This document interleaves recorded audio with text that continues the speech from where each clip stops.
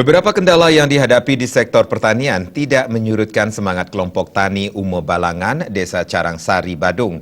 Kelompok tani ini ingin menyatukan langkah demi menggairahkan kembali pertanian. Simak-rama kelompok tani ternak dan kelompok wanita tani Ume Balangan, Desa Carangsari dengan pimpinan kelompok media Bali Pos membahas sektor pertanian lokal di Bali. Kelompok tani Ume Balangan di Desa Carangsari banyak menemui kendala yang selama ini dialami petani lain seperti kekeringan dan air.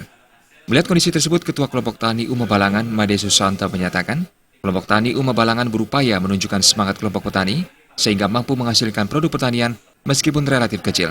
Selain itu, kelompok tani ini ingin menyatukan langkah agar petani semakin bergairah kembali dalam mengelola lahan pertaniannya. Kita semangat ingin membuktikan bahwa petani itu punya hasil meskipun relatif kecil, tetapi ada kalau kita bisa mengolah gitu.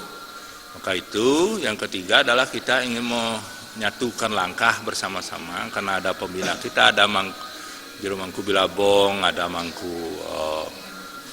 Juru Paga dan lainnya, ada Klian dan semua tokoh-tokoh yang memberikan kita motivasi, termasuk Pak Kepala Desa, Pak Perbekal juga sebagai pelindung, Pak Kepala Dusun kita sebagai pembina, bahwa kita harus mempertahankan petani ini supaya bisa bergairah.